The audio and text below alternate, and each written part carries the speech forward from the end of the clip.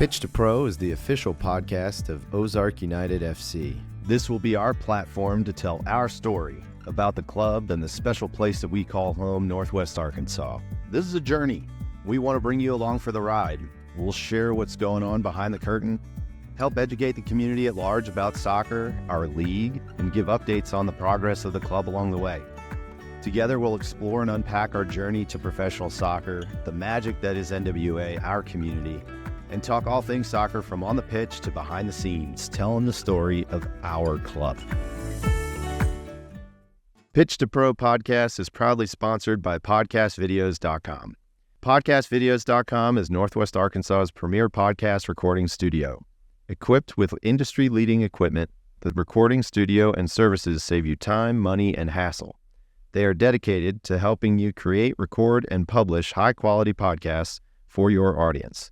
Be sure to check them out today at podcastvideos.com. Hello, everybody. Welcome back to the Pitch to Pro podcast. I'm your host, Wes Harris, Managing Director of Ozark United FC, Northwest Arkansas's pro soccer club playing in the United Soccer League. Today, guys, I'm really pleased to welcome to the show Prof. Craig Schmitt from the University of Arkansas. Professor Schmitt has been at the U of A for about 5.5 years, molds the young minds in the recreation and sports management program, which I'll let him talk about here in just a quick minute. But before the U of A, and I'm going to get into a little Jim Carrey here, Professor Schmitt was Director of Engaged Learning and Outreach at the University of Florida, Assistant Professor of Sport and Event Management at Elon University, Project Coordinator of Business of Sport Certificate Program at the University of Colorado Boulder, Graduate Teaching Assistant at the University of Northern Colorado, and held a couple roles with the YMCA, a bachelor's degree in economics from the University of Florida, MBA from UCF with a specialization in sports management, PhD in philosophy from the University of Northern Colorado. That's a lot. Did I skip anything? No, it's a lot. Professor Schmitt, welcome, man, and thank you so much for joining me. I appreciate you having me, for sure. So certainly a wealth of experience there, lots of degrees to know what the heck you're talking about here. So I'm excited to get into it with you, man. So, but before we get into all that and like what you do every day, just tell people a little bit about you. What's your background? Did you play any sports growing up?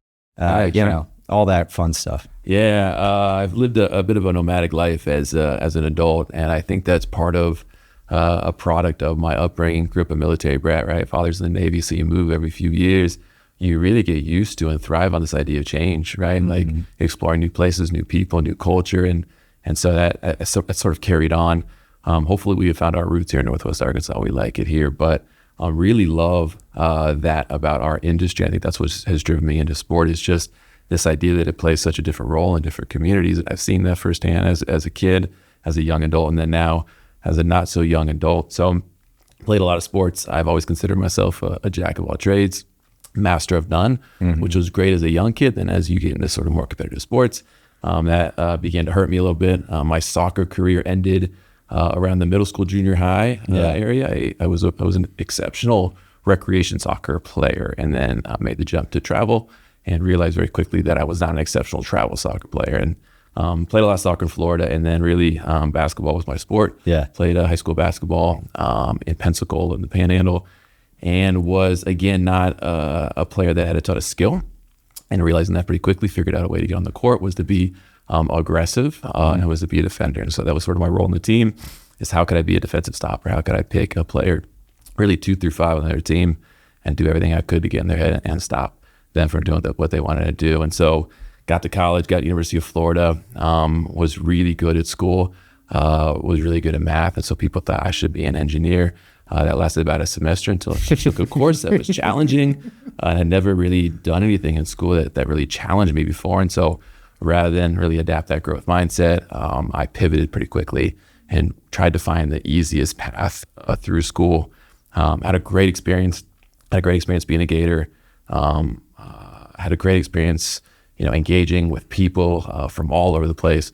And school, I did well in it, but got to my senior year, realized that while I was an exceptional student, I was really unprepared for life. And that hit me pretty hard. And that's a lesson that stuck with me to this day is, how do we make sure that in an undergraduate and graduate school environment, we don't just focus on the academic metrics, but like how are we making sure these kids are really prepared, young professionals are really prepared for the next phase in their life. And so really fell into grad school. Didn't know what I wanted to do, didn't know how to get a job. I never had an internship, right? Here I am, basically a perfect GPA from a great school, and really just didn't feel like I had the tools to do what I wanted to do. And so fell into a master's program. I had a friend who was studying sport management. I'm like, man, I like sport. That sounds super cool. Ended up down at UCF, had some great mentorship down there, great experiences, did a little work with the Orlando Magic and the Tampa Bay Buccaneers, and really fell backwards into this idea of, I love sport. I love what sport does to a community. And a mentor of mine said, I was doing some coaching in inner city Orlando, doing some basketball coaching, some basketball programming. And he's like, I know you have passion for that. You have a lot of success in a lot of different areas, a lot of different paths you want to pursue. But this is something when you come into my office, you were fired up to talk about. Like, you can't wait to tell me the story of this kid and what he did and what the team did. And so he said, there's opportunities here. Let's talk about that. And he really led me to explore careers in sort of that grassroots nonprofit space, and really led me into that first career, which was Operating Wise. Love that work. I love the power of sport to create community, to bring people together. Used to always say with my leagues, it wasn't about what happened on the field, it was happening on the sidelines. If the parents of the kids on my teams were now, hanging out at barbecues and opening doors and visiting each other and creating that community, that neighborly feel, I felt like we were really successful in what we were trying to do. And so got to a point where we were working hard, that nonprofit space. It's tireless, and really wanted to think about how to expand my impact, right? And really take some lessons that I had learned as a student, how to potentially, I guess, better prepare people for, careers in this space called a middle mentor. And he said, it's time. He said, let's talk about that next degree, and quit the job in Charleston, South Carolina, operating that Y, and took a chance to pursue the PhD in Colorado. And the rest has been a journey in academia, trying to figure out again, where can we focus in the short amount of time we know these students in ways that gives them the experiences, the opportunities to figure out where they want to go, and then get them started on that journey. And so that's where people like you have been a tremendous resource. We lean heavily into how do we make sure that we are staying engaged, in touch with the industry, to make sure that they're helping us prepare these students, right? I see myself as a coach. I've always been Coach Craig. And so how do I make sure I'm paying attention to industry and then interpret it in a way that my students can begin to understand, break down some of the barriers to get them to engage, explore, get them going, and then honestly sit back and watch them succeed, because we've got bright kids, bright young professionals. I've been fortunate to be at a couple institutions with really, I think young people are hungry, they're bright, they're passionate. I think they are victims of a lot of generalizations that young people get. But I think with a little bit of nudge, a little bit of guidance, a little bit of help setting that path, they do some really cool things. So again, been fortunate to be at several institutions who sort of come at preparing students for this industry in slightly different ways. But ultimately, it's always about, how do we take these students coming in with very little awareness of what our industry is, try to expand that awareness a bit, try to get them to dabble a bit, to engage a bit, to have conversations, and then, how do we get them launched? Yeah, it's a great story and background, and it kind of gets me into, you ticked off, how did you find it, your way into teaching, and it's a knack for coaching. Now you're just coaching in a different, absolutely, in a different, arena. Pun intended. But the one thing that I did want to talk about your background, sure, that I found interesting, and I had to take 3 courses as well in this deal, but your PhD's in philosophy. Yeah, sure. Talk to us about that and how you found your way to that as a focus of study for your doctorate, and then also maybe a why. But then I think what would be really cool is, how do you feel like you use that in your day-to-day and life? Yeah, well, unfortunately, there's going to be a much less interesting response than I'm looking for. But a PhD is always simply a doctor in philosophy, EDD, a doctor in education. And so the PhD is really a research-driven degree, right? You learn to be a scientifically rigorous researcher, and ultimately you graduate, you earn that PhD by demonstrating independence as a researcher. Can you ask ask a question, develop the methodology, in which to respond to that question, analyze that data, and ultimately draw conclusions from that. And so my PhD is actually, which is again silly in sort of the structure of academia, but it's actually in sport and exercise science, I believe was usually called, with a concentration in sport admin. So Northern Colorado's done a really nice job of developing a cohort model over the years of people, again, who want to be in the academic space in the sport industry. Now, it's goofy in my opinion, because the way that so a PhD is really designed to teach you how to be a scientifically rigorous researcher, to advance the awareness, the body of knowledge of what we know from an academic perspective of what's happening within all aspects and elements of the industry. And then a lot of people that come out with that PhD end up teaching, right? And so zero part of my effort right now is put forth towards research. I am a teacher through and through. And I'm not unique in that, right? A lot of people end up getting that PhD and then ultimately teaching. But the idea is, how do we ensure that we're taking what's happening from the academic space, this, again, really intentional effort to expand what we know? How do we take what's happening in industry and provide some opportunities to find those connections? The academic world isn't always fantastic at communicate with industry, and industry honestly has their own pressures to honestly drive revenue, right? Get things done. That doesn't always allow them the time to then engage with academia. And so there are some great examples in our discipline of that happening. And I sort of see that as our role too in the classroom, is how do we make sure that we're staying in tune with both, and again, figuring out ways to sort of engage with students. So unfortunately, I'm not a philosopher. You're not going to wax poetic on it. I've never waxed poetic in any avenue of my life. But it really, to me, was a means to an end. I never had a desire to be this research powerhouse. I really always wanted to be around students, to connect with students. My first full-time faculty position at Elon was a tenure track job. So it was a research job. I was charged with doing research, and very quickly in that role, I found that my passions were with the students, right, in the classroom and outside the classroom. And I worked with some incredible people there, and really found myself focusing here, which is a conversation we have with our students a lot, right? As you explore career paths, you're going to take on a job you're super psyched about, super excited about, and realize that what they're paying you for isn't what you love, but you start doing this on the side, you're like, that's what I love. And so we talk a lot about my philosophy of sort of embracing the Hakeem Olajuwon in all of us, right? His signature move was the dream shake, right? A ton of pivots. You don't go through Shaq, you go around Shaq. And so talking to my students about this idea of, as you pursue goals in life, recognize that pivots are a part of it, right? Pivots are typically not necessarily the easiest way to get there, but the what's going to allow you to, again, pursue careers that are intrinsically satisfying, that are motivating, that allow you to sort of figure out what those passions are. So you are a philosopher. Look at that. No, I get off on tangents and I start to ramble, which my students love. They actually take it as a challenge most class periods to see if they can get me off topic and see how long I'll go off topic before I get back to content. That's I forget I think it's dodgeball. Ben Stiller. Now he's a philosopher. But I mean, you bring up a really good point, and I mean, I am classic example of mid-career complete pivot. Yeah, for sure. You absolutely are. Yeah, I spent 15 years in a completely separate industry, and was on a really good track and doing a lot of good things, and made a lot of great friendships and mentorships and all of those things, and learned a ton. And fell into this, and I had wanted to try to make that pivot probably 10 years sooner than I did. Absolutely. And was working hard to try to do that. Absolutely. And then kind of threw up the white flag a little bit, and was like, all right, this is what it's going to be. I'm going to focus.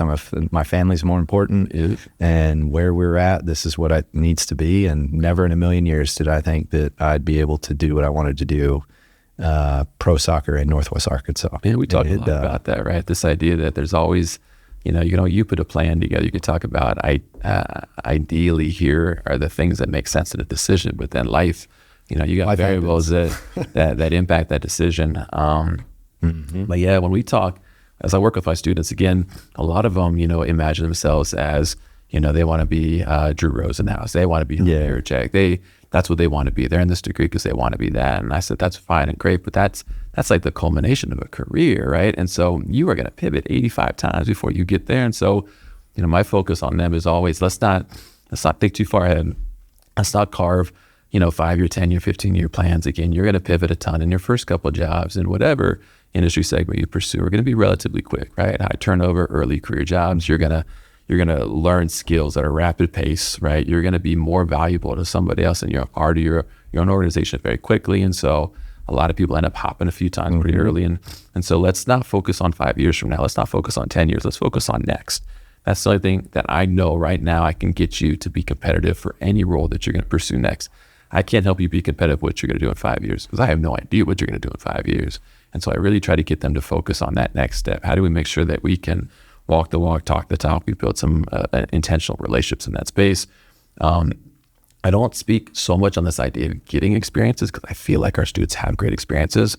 What they really struggle, and most young people struggle in my opinion, is not the experience itself or getting the experience. It's telling the story of that experience. It's being able to identify and articulate, here are the skills that I bring. Let me give you some great examples that I was able to see how they impacted the outcome or added value to an organization. Or let me give you an example of how here's something I've struggled with and it negatively impacted what I tried to do in this internship. And I saw it happen. Thus, here's what I'm doing to make it better, right? Here's how I'm working that skill. So it's being able to reflect and storytell, but then again, creating awareness of potential entry points, right? One of my classes that I really enjoy teaching is our sort of intro class that you've been an incredible guest in over the years. And I always tell the students, you can only pursue what you know. And so it's a pretty thin piece of pie there as far as what they know that's possible for them. And my goal in that class is not to introduce every possible path you could pursue, because again, that I don't have time for that. No. You could do 5 degrees and not get there. But how do I broaden it a little bit, right? How do I make sure I broaden the awareness with the understanding that once they get in, that awareness is going to broaden that much more. Yeah. No, and that's very, very true. And I would say that is pretty spot on in terms of, I think, experience is there, or again, I think they're victims of certain generalizations on what others that have been around for 15, 20 years may not consider good experience, but are absolutely good experiences. Absolutely. And there's transferable skill sets 100%. It's the art and the skill set is being able to sell yourself. Selling is storytelling. Yeah. And you are a salesman on yourself, even if you're going for a scientific research position and you have no business being in a sales role, like you're still selling. It breaks my heart every time I see a student as I talk to them about, what parts of their experience they're highlighting as they prepare for an interview, and they take off. Well, I was a bartender, I was a waitress. I played sport, like I'm a student athlete. I'm like, whoa, those are incredible skills. If you were a waiter, a waitress, or a bartender, man, I know things that you did. I know you navigated stress. I know you navigated a range of consumers, right? Some that love you and some that did not love you, right? You had all these experiences that translate really nicely into a lot of entry-level roles in our industry, which is consumer-facing, right? It's understanding people and being, socially engaging. I joked that in our major, a lot of majors on campus, the kids that are really excelling in the classroom are the ones that are finding those great opportunities. And, it's not unusual for students in our class to be okay students, right? But they're spending time developing some of those intangible skills, those social skills, on their own time. But those come in handy as you enter in our industry, because it's absolutely the content, awareness of the industry, but then can you engage? Can you talk, right? It's our relationship. Range of people you got to be able to not just engage with, but to your point, build relationships with is immense. And the people that can do that effectively early are the ones that steepen that trajectory of their career. And despite, the negative tone in which, the world is talking about job market for early career professionals right now, I'm still not worried about my students. They'll all find entry points. I tell them all the time, my goal is not to get you necessarily into your first job because you're going to find it. My goal is to steepen your trajectory. How do we get you in that second and third job more quickly? And what we do now is going to allow you to do that. No, it's spot on. So tell us, and that's a great approach as well.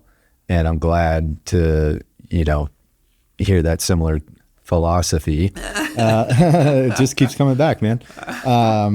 But tell us, so, we've talked a little bit about, your focus on kind of how you approach kind of your role. Tell us a little bit more about the program at the U of A that you're kind of a part of and your students are a part of. Sure. We've got several different, programs that attack different segments of our industry. Our undergrad program is recreation sport management, and it's really focused on an exploration of potential paths within sort of both those industry segments, depending on how you define it. And so with that degree program, we really try to focus on some early career professional development, some early career industry exploration, and then as they get into their upper level classes, let's talk about content areas that are relevant regardless of what path they pursue.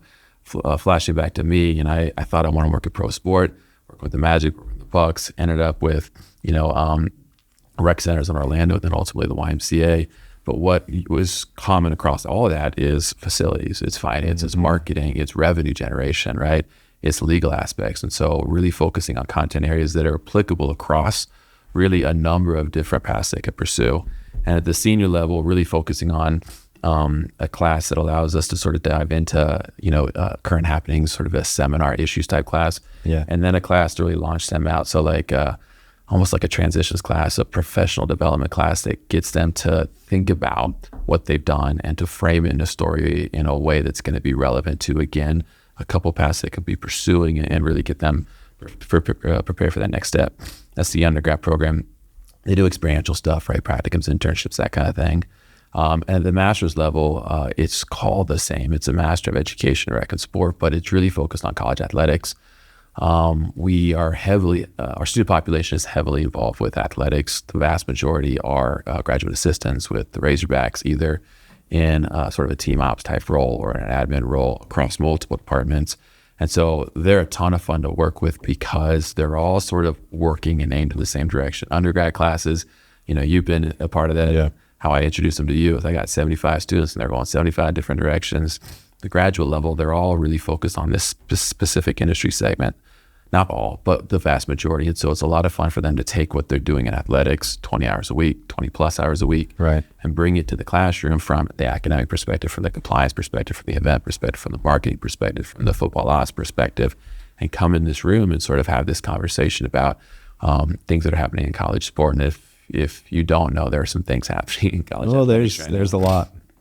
And then we have a PhD program, and that's really, again, designed to put people in positions where they're going to be competitive for faculty roles, either primarily in a research type function, but also in a teaching role. And then we've got a couple other programs that focus more on sort of that outdoor rec space. Obviously, we're in the natural state. Outdoor recreation is a major driver of the economy here in Arkansas. And so we've got a really amazing undergraduate minor focused on how do we make sure that we're taking students from all across campus, introducing them to the industry of outdoor rec, giving them some basic skills, certifications, getting them positioned to launch into opportunities there. And we're exploring again and potentially going to launch pretty soon another graduate program that's in the online space focused on that sort of rec and sport tourism. I think that we lean heavily in that. Obviously, you all are going to be a driver of sport tourism in Northwest Arkansas area. I know you're not just simply targeting Northwest Arkansas residents. So people will come from Oklahoma or Missouri, right? And so understanding sort of that tourism piece, I think is going to be the focus of that program. So several programs aimed at different pieces of this industry, with the undergrad really being the core of this. How do we explore opportunities across? I like that. And that gives a really good understanding for folks on kind of what are some of those options is, especially for young folks that are listening, or maybe parents that have young folks that, maybe are in that space or considering that space. It's really nice, options within a program, right? To kind of 75 different students, 75 different directions, and or get specialized as you go.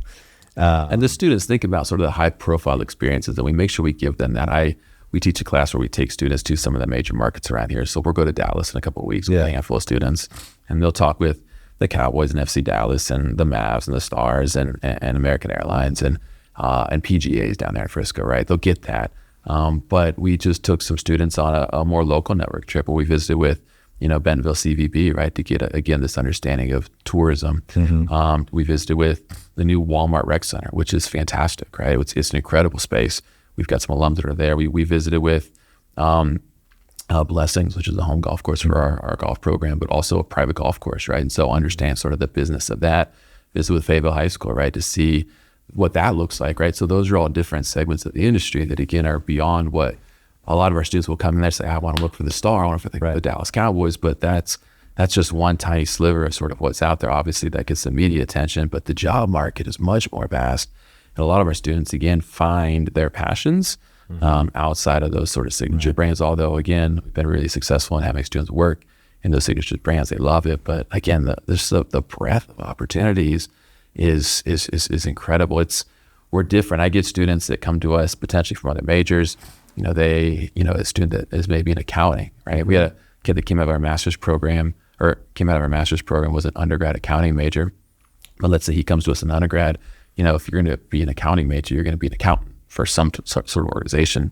In our major, it's not job focused as much as industry focused. So in our major, they want to work in our industry, but they don't know what they want to do. And so all the different potential jobs within all the different industry segments is a ton of fun for me, and I think a ton of fun for the students to sort of uncover, learn, explore, discover, et cetera. This dovetails into, I won't say it out loud, but it dovetails into my next question.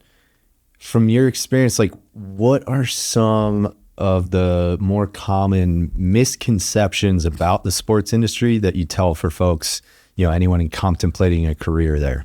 Yeah, I think, again, the hardest thing that we are faced with is students come to us and they want to be an athletic director. They want to be an agent. They want to be a head football coach for the Arkansas Razorbacks. And again, having this conversation that those are culminating roles of 10, 15, 20, 25 years worth of experiences in various functions. So I think a lot of it is just, and we get there pretty quick because, again, within the first class or two, they start to recognize the different paths. But I think that's the big misconception, is that everybody makes a ton of money. Everybody's the spotlight of media attention. And the reality is there are very few roles that sort of demand the media attention. Like we see, there are very few roles that are making that kind of money, right? That's sort of the tip of the iceberg. But there are tons of roles that exist, tons of organizations, and again, tons of entry points that students could pursue regardless of what they're interested in, regardless of what market they want to live in, regardless of, again, the impact they want to make. There's just the variety, I think, is the biggest misconception. We have a lot of students that see sport manager and they think like, oh, I want to be a manager for the football team. Right. And that's really not what our degree is, the business of recreation and sport, right? For lack of a better term. And so it's understanding how these businesses ultimately, provide these products and services, these experiences. And I think just the variety is the biggest misconception. And again, you don't graduate the degree and then become an athletic director. Our students think that, I'm going to go to school, I'm going to go to undergrad, I'm going to go to law school, and then I'm going to be an agent. And so we have a ton of education about this idea of agencies and their role in our industry. And, just within an agency, the vast majority of jobs that exist are not what you would consider a sport agent. There are entire legal teams that worry about the contracts. Nowadays, agents aren't necessarily law JDs, right? Like that's not a required step in that path. And so I think we just have a lot of that. And that's driven because just the media coverage of our industry, right? You sort of see the sensational, right? Sensationalization. And of course, there's a lot of, I don't want to say the mundane, but a lot of the jobs that exist that help sort of this machine sort of operate that are great career paths, incredibly satisfying. And again, that's what's a ton of fun to allow students to sort of discover those paths. Yeah. I mean, it's the iceberg, right? Like you see. Oh, absolutely. It's a great analogy. I mean, you see probably less than, I would say 5%, not 10%, 90, but there's the very tip of what you see. And then there's so much more underneath that people just don't even realize. And you mentioned it a little bit earlier, a great example. You met with American Airlines. American Airlines is not what most people would consider a sports organization. Absolutely. But, and there's a ton of those examples. I mean, I could have had that type of a pivot but staying within the consumer packaged goods industry. If I had gone into marketing and then found my way into something that was like, okay, I'm going to run our sports partnerships, Budweiser or whatever, there's a ton of, those types of examples.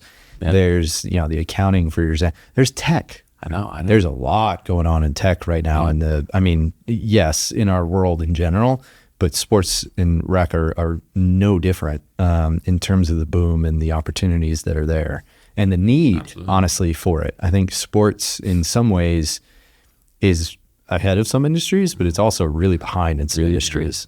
We get up to Kansas City, we visit with T-Mobile Center up there. We got a young alum that's up there now, and that's an arena without a sports anchor tenant. And the first thing that my students say is, man, I bet they would love to have a basketball team or a hockey team as a tenant. And actually they don't, right? Because sports prevents them from using that building 365, right? And sports typically don't have the same sort of drive to merch and concessions. Think about it, you go to a concert, much more rarely. You're going to see an artist once a year. You're going to spend some money on merch and alcohol and food. You're going to enjoy your time. If you go to every single game or a game a week, right, that doesn't drive. You're not going to the team store. All those costs. Yeah. So I think that it's interesting to sort of think about we're really not sport and rec as much as we are entertainment, right? But and you're facing this obviously as you launch this soccer club, is people aren't deciding whether or not to buy season tickets to Ozark United or the Naturals. They're thinking about Ozark United, or I want to go to a nice dinner, Ozark United, or I want to go catch, Exactly. go take a vacation, right? Like it's entertainment. And so how are we creating experiences that allow people to, I don't know, satisfy whatever those needs and wants are, which are different across people, which is one of the challenges. And so really framing our industry, not so much as rec and sport, but as entertainment, as specific types of entertainment that people are going to pursue. Yeah, that's absolutely true. 100%. You're not competing with, everybody is like, well, who's your competitor? The restaurant right next door. Absolutely. Yeah. Absolutely. The concert venue, only so many dollars, and, we don't look at them. Obviously we look on how do we create win-win situations. I think that's the magic, is rising tide to lift all boats.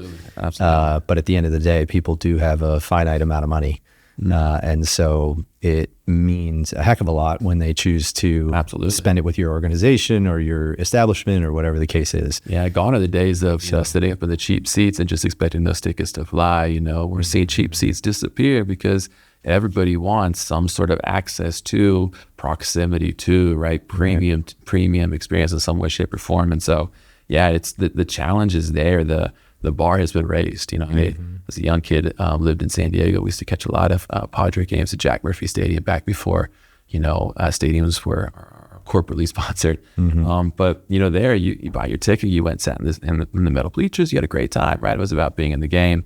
That's not enough anymore, right? And so just the expectations have changed across all income ranges, right? So people that are trying to get in at a budget price are still expecting, this elevated experience. And so then how do you do that in a way that makes business sense, right? Sustainable. It's challenging. Very challenging. So you'd have fun sidebar chatting with our co-founder, Warren Smith, who lives in San Diego and is also a Padres fan.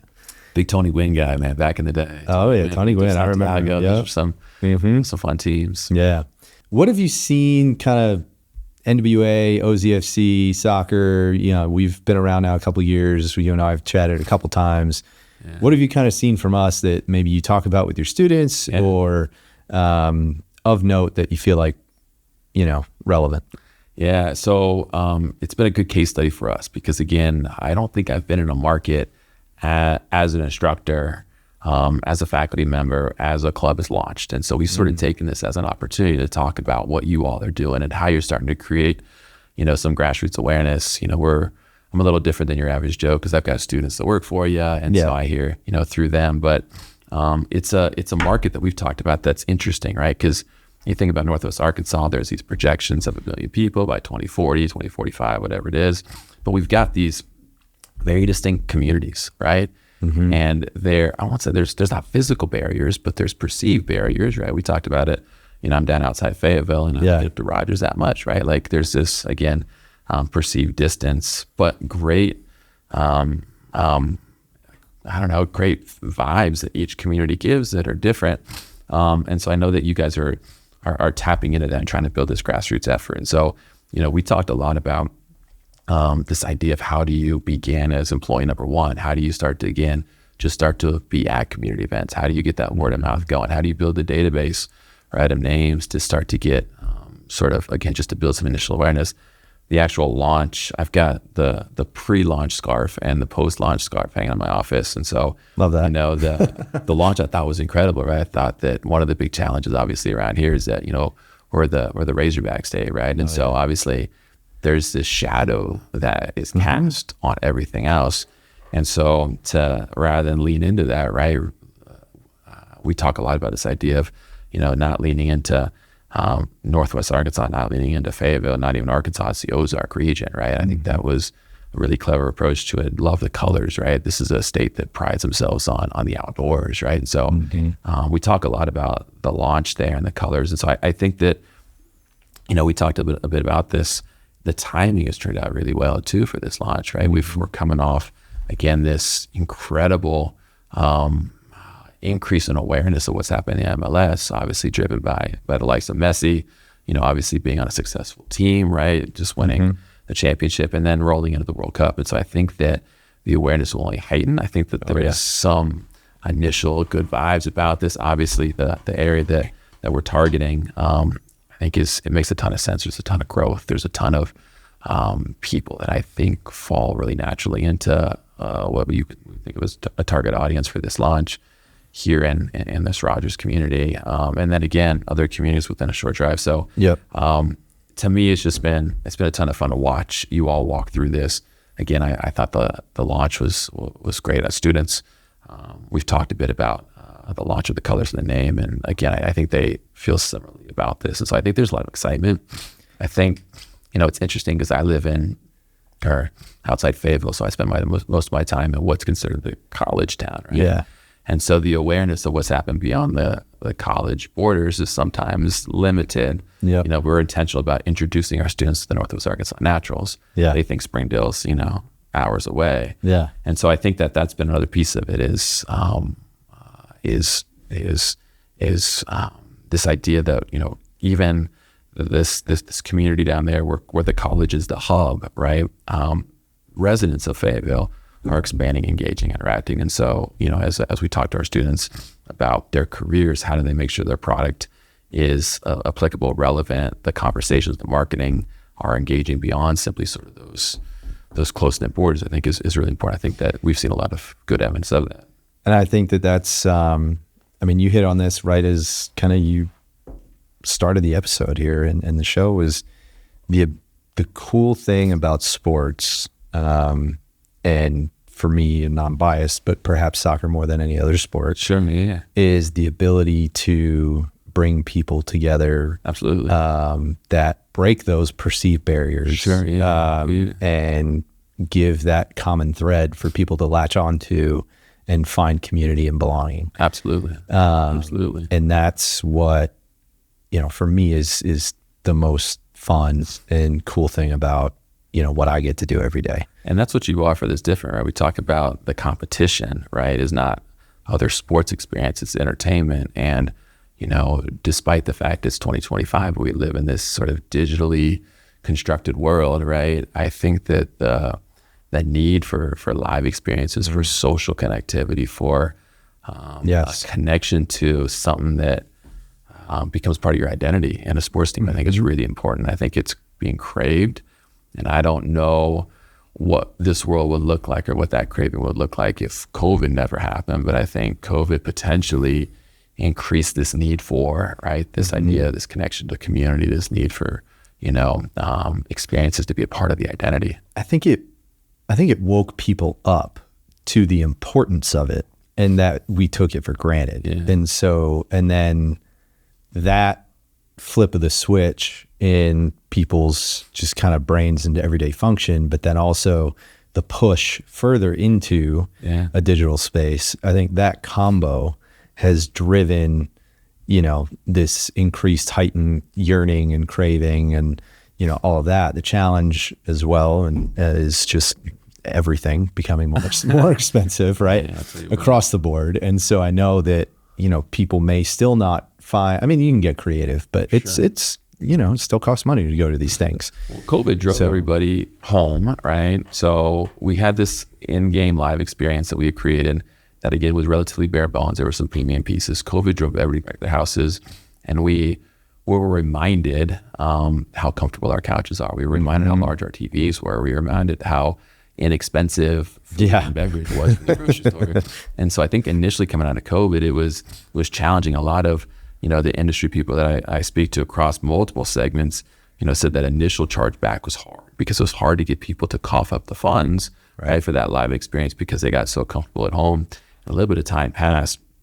And I think people were feeling that there was something missing, right? Yeah. Despite the fact that they had this incredible screen, this comfy couch, this cheap beer, they were missing that social piece. And I think that we've seen this tide shift and we've seen this incredible pushback, right? This incredible need for it. And so it's been this interesting ebb and flow that happened that, a couple of years ago in the classroom, we were talking about how do we get people off the couches? And now it's like, how do we continue to create opportunities for community, right? It's not about watching the game anymore. It's about community. How do you create social engagement on community building opportunities? Well, now you've got this also with that too, is I feel like, which at least for soccer was a thing, but you also have in other sports as well. I would say other sports as well, like a football, basketball is like you may not be able to go to the game, but you can go get your butt off your couch, go somewhere to watch it, like these watch parties, right? And then you've got companies, and we talk about tech and trends now.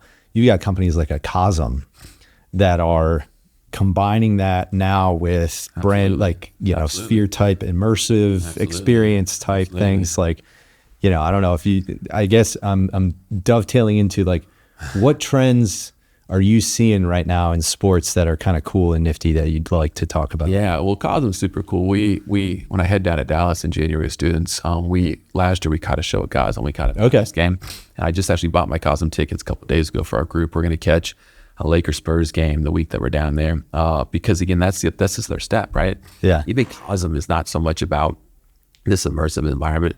Initially you walk in that dome, you're like, wow, this is incredible, but very quickly, here's my group of 10 early career like sports professionals, and they're in the moment, but then they're talking, right? They're engaged and having this dialogue. They're not fixated on the screen, even in that environment that's this like crazy immersive thing.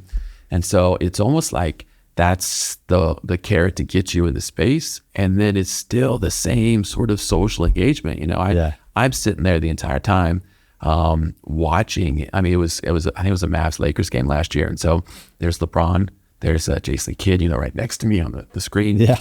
And I turn around, my students are talking. Like they're in a circle, they're having a conversation. I'm like, how'd y'all forget this? But I think regardless of the tech, I think it always still comes back to it's I don't want to say it's background, but it's part of a larger thing. Yeah. Right? And I think what I'm seeing with tech is it's allowing us to connect, engage, to bring the experience to people 24/7, right? It's no longer, you don't experience the Razorbacks, for 7 Saturdays in the fall. You experience the Razorbacks every single day. There's not a day that goes by that I don't get some sort of Razorback content, right? I'm learning about the Razorback football team. I'm reading about it. Like there's something, right? And so I think that's what tech has done, is it's provide a steady stream, the ability to continue to reinforce that identity, to educate consumers, right? To keep them sort of feeling connected. But I think that what hasn't gone away, and I don't think will go away again, is that need for that social piece. And so I think tech for sure. But then I think that if we think about the experience, I think it's still, again, it's premium, but premium is the wrong word for it. Because I think what was premium now is expected for all levels, right? And so we think about things like proximity too, right? And so the hog walk, right? Like that's not a unique thing. We've seen that across college sport. Every stadium, every arena now has a tunnel club, right? But it can't simply be for that level. Like everybody wants that. And so we're seeing the shrinking of stadiums. We're seeing additional ways for, again, people to access, experiences that are closer in proximity to, right? The visual field. So I think that the bar for experiences continues to be pushed up. And I think a lot of it is people want to feel like, again, they're doing something cool. And I think if you really step back and watch, and I tell my students this all the time, when I go to games, I spend a little bit of time watching. I spend most of my time watching people.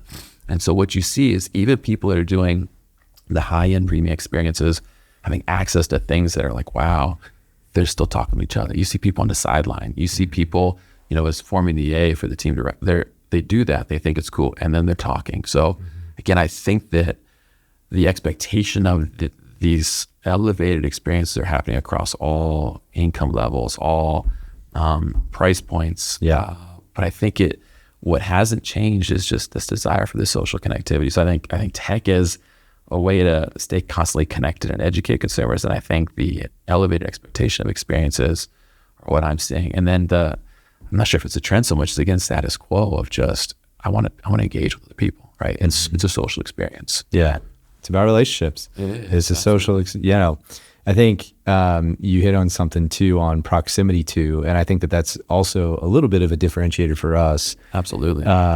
Which is, we're not going to have a 30,000 seat stadium. No. And every single seat is going to be, a part of the action. Absolutely. And really close to the field and close to everything. And, you'll be able to see everything from every part of the stadium, kind of a thing.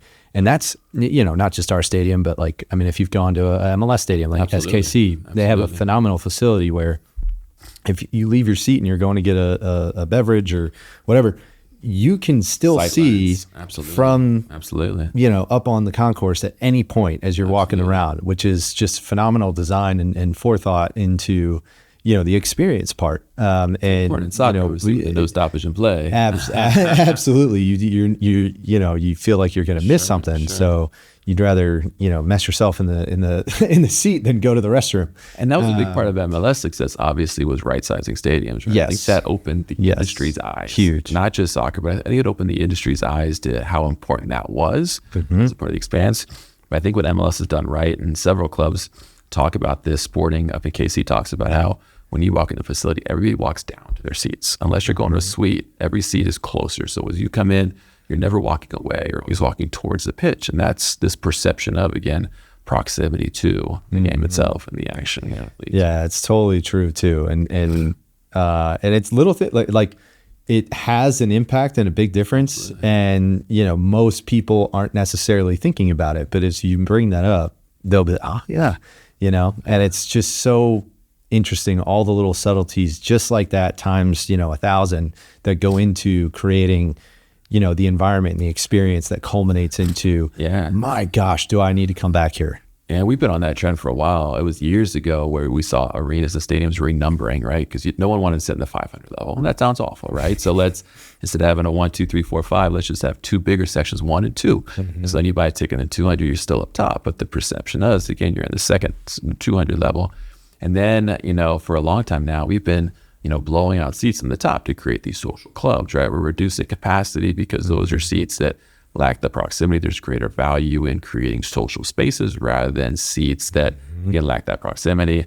And now, again, I think we're to the point now where new construction is embracing this idea of, again, right-sizing a facility to maximize the experience for all. And I think that's what you all are really positioned well to do, obviously, is coming in, knowing what you want to create, and being intentional with creating the space that's going to allow you to create the environment and the experience and that you're all looking to do. Yeah, 5,000 fans in a 6,000 seat stadium beats 10,000 in a 30,000 seat facility in any sport, any day of the week. Absolutely.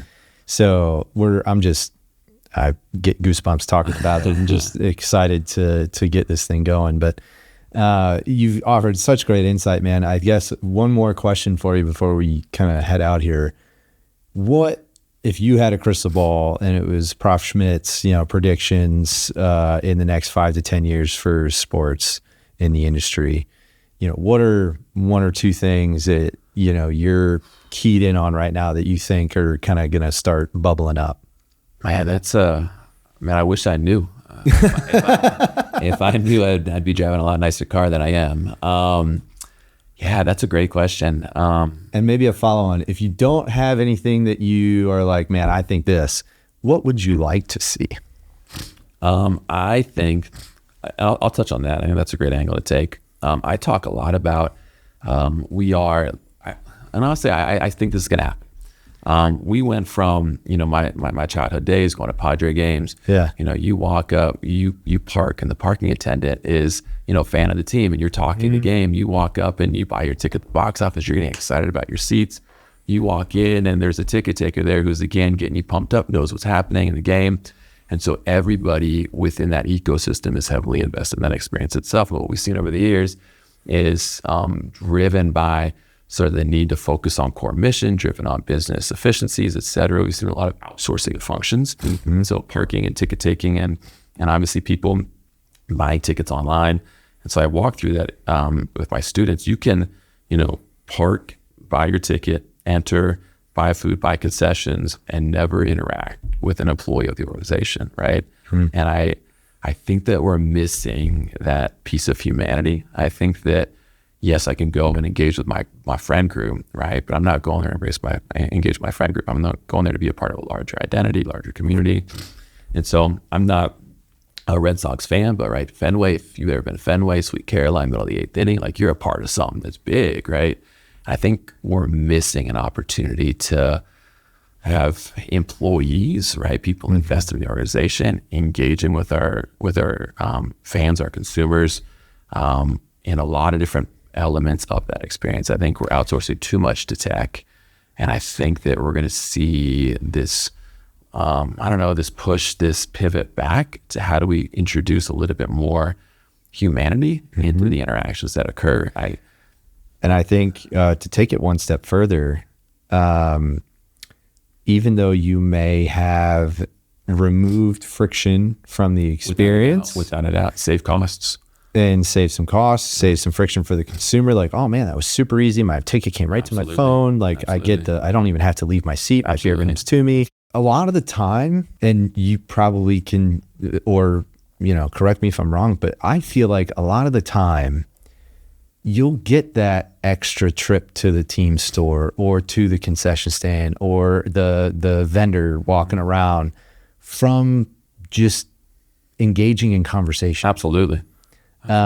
Where if you remove those and you're doing it via a phone, yeah, you can probably serve them something like, there's things like that within the tech, like, hey, are you thirsty? How about a beer? Like, I'm sure you could do stuff like that. And I'm sure that they do. But I almost feel like when you bring that human, Warren says this all the time, and it hits hard in a lot of what I do is we're in the relationship business. Yeah. And if you lose those touch points of connectivity and engagement, human to human, that relationship becomes less, the connective tissue is human to human experience in a relationship. If your relationship was with a screen in your organization, that's tough. Yeah. And about shared experiences. So like if I leave my seat and go wait in line for a beer, now I'm having a shared experience with everybody in line for that beer, right? We're this little mini community that's happening. Yeah. They run out of beer, we're all like, oh, or something big happens, we're high-fiving. Here's a brand new group of people that I just became a member of this community, this micro community that never would have happened if a beer got delivered to me in my seat. Right? Exactly. So I feel like, man, I just think that there are, again, there's this hyper focus on convenience for the individual in a way that allows them to silo themselves while being in a 5,000 seat stadium, right? Why are we allowing people to silo? I think there are ways to positively impact experience by getting people to still engage in these micro communities that exist. It's almost like the movie WALL-E. Like we've gone too far, maybe on the pendulum. Yeah, absolutely. And then we need to find our way back, maybe a little bit. Yeah, I think, and again, we're driven by consumers, right? Like if we make a decision from a business perspective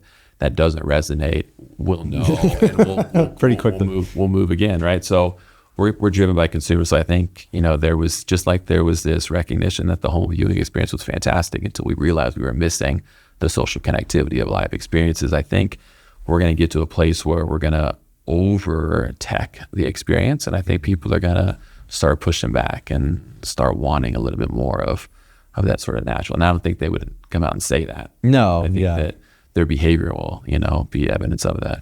Yeah. I think if you ask somebody, would you rather have a beer brought to you and you just push a button on your phone? Every time they're going to say that. Right. But, to your point about earlier things and, subtleties and subconsciously you're like, oh, that was cool. Yeah. You think back about the experience of the game and it's those moments, those micro moments throughout, where so many sporting events in my life. I couldn't tell you the score of any of them, but I have stories Yep. Like and a lot of the stories I have in my mind aren't ones of me and my buddies or me with strangers. Again, that have happened in random situations. Met Brendan Hunt from Ted Lasso, actor, in line for the bathroom. That's amazing. At a Copa America game in Kansas City. That's amazing. That's amazing. So I don't know that we're going to automate going to the bathroom, but that's just another example and a story. Like, again, I don't remember the score exactly, but I'll always remember, like, not trying to be the over the top thing, like, in a weird spot too. Like, hey man, I know who you are. I love what you do. That's like, amazing. Appreciate you. That's and amazing. Just getting the, That's incredible. But yeah, it was pretty funny. But man, Prof. Craig, thank you so much, man, for joining me today. This has just been such a fun convo. I could talk to you for several more hours. We'll have to have you back on. But just want to say thank you for everything that you do to contribute to the future of the sports industry and NWA and molding the minds here. We would die out as an industry if we didn't have folks like you bringing up the next crop. So thank you. I appreciate you. Again, as I've told you in multiple emails, multiple conversations, we work hard to try to get these students ready, but without people like you willing to invest, man, it wouldn't happen. So we appreciate you. Yeah, and a shout out to our U of A street team members.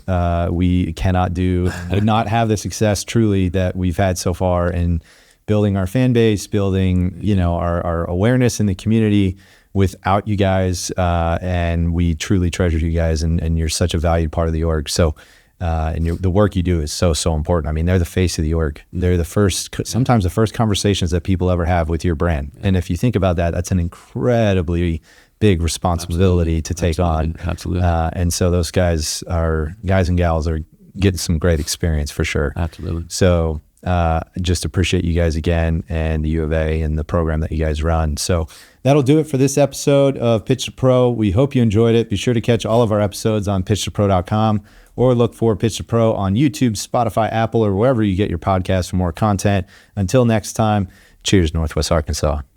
Thanks for joining us on this episode of the Pitch to Pro podcast. Be sure to tune in again in 2 weeks for the next installment, and check out the Stoppage Time series for a recap of today's episode. Be sure to find us at Pitch to Pro on YouTube, Instagram, and everywhere you get your podcasts. Until next time, Northwest Arkansas, cheers.